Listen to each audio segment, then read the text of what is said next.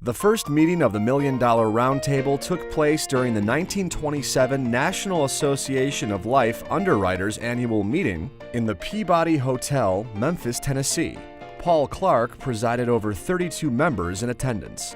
He believed establishing a core group of NALU's best, men who sold at least $1 million worth of life insurance, would allow top producers to exchange ideas, encourage industry leaders to attend meetings, and inspire other producers. Some NALU members were concerned an elite group could be divisive, but Clark trusted it would serve as an incentive for all to produce more, not only for the good of the agents, but the industry and clients as well. In just over 2 hours, they agreed to establish a permanent association.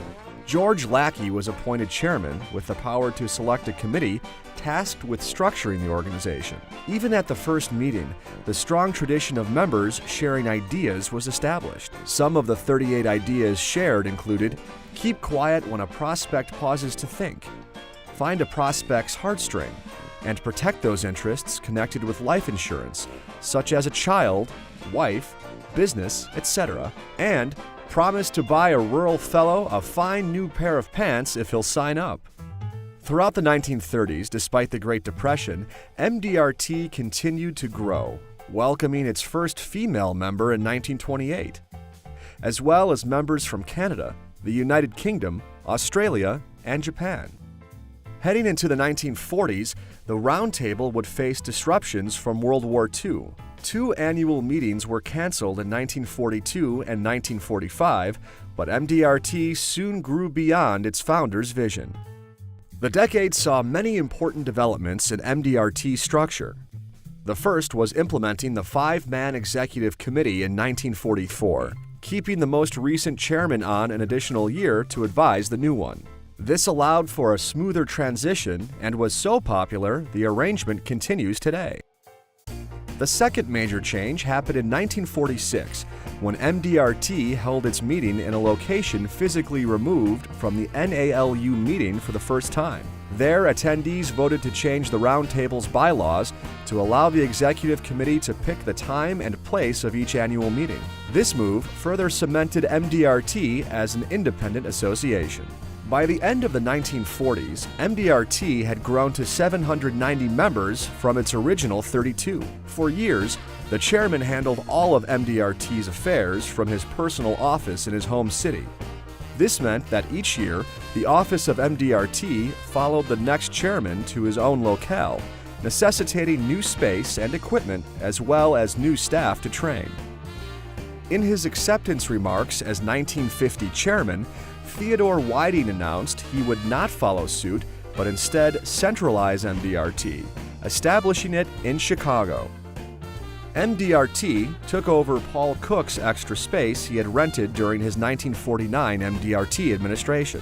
Whiting also retained Harriet Prinitz, who had previously worked part-time for Paul Cook on Roundtable affairs. She became MDRT's first paid employee. Located at 1 North LaSalle Street, the office remained there until 1974. The 1950s saw MDRT become a booming association, hiring its first executive director, QM Ward, in 1957. That same year, MDRT filed for and received tax exemption as a 501c6 voluntary business association. For years, MDRT presidents' companies traditionally passed out gifts to members at each annual meeting. But in 1956, MDRT President Arthur Preby asked that his company, Penn Mutual, give to a charitable cause instead. That act of caring marked the informal start of the MDRT Foundation. Formally chartered in 1959, the foundation has reflected the caring and generosity of MDRT and its members ever since, supporting charitable causes both local and global. At the 1962 annual meeting, the late Mortimer J. Adler encouraged members to nurture the different areas of their lives. He explained that the professional part of our life allows us to live, but the other dimensions allow us to live well. This became the basis for MDRT's whole person philosophy. The idea was as simple as it was revolutionary. Whole persons are engaged in a lifetime quest to achieve balance in all aspects of their lives: family, health, education, career, service, financial, and spiritual, and continually seek to develop their full human potential. This single idea has been a cornerstone of MDRT culture since then, and an important topic at annual meetings. Many members say it has changed their lives. In the early 1970s, MDRT unveiled a new level of membership for its very top performers. During the executive committee meeting in 1974, MDRT's leadership agreed admission to this tier would be granted to those meeting 4 times the MDRT qualifying production level.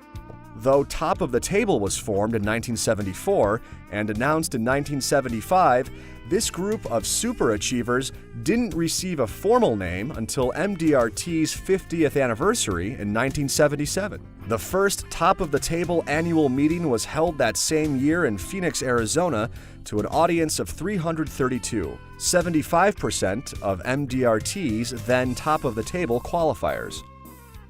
The 1970s saw MDRT's membership hit over 10,000, necessitating a city convention center to hold the annual meeting for the first time, Boston's Heinz Auditorium in 1976. Previously, the annual meeting predominantly took place in a single hotel or several closely situated ones. The practice of hosting the annual meeting in convention centers continues today, as the most popular of MDRT events regularly draws between 7,000 and 8,000 attendees.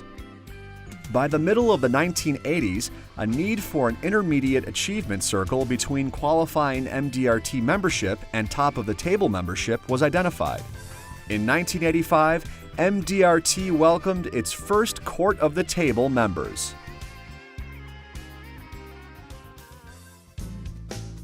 As the 1980s closed out, MDRT had outgrown its offices in Des Plaines, Illinois, and needed a building of its own. In 1990, MDRT moved to its current location at 325 West Touhy Avenue in Park Ridge, Illinois. Today, MDRT is a thriving association of over 40,000 members representing 76 nations and territories. MDRT membership connects the best and brightest in the financial services profession. Member benefits include career-enhancing education through MDRT's many programs, services, and products, world-class forums, including the annual meeting, Top of the Table annual meeting, and experience meeting for the exchange of life insurance and financial planning ideas. Motivation through an annual membership qualification and a culture in which members encourage one another to achieve their personal best. Personal development through MDRT's many volunteer leadership opportunities. All members have instant access to networking with other successful people, allowing them to share ideas and develop relationships with peers from around the world. In addition to member service, MDRT continues to look outward and serve the community. Since 1959, the MDRT Foundation has awarded more than $28 million in life-changing grants to charitable organizations worldwide. Foundation grants support social service agencies, education and advocacy programs, medical agencies, and many other causes committed to empowering people in need. With its rich history of service and excellence, MDRT is recognized as the premier association of financial professionals. Its members demonstrate the founding principles of exceptional professional knowledge, strict ethical conduct, and outstanding client service. MDRT membership is recognized internationally as the standard of excellence in the life insurance and financial services business.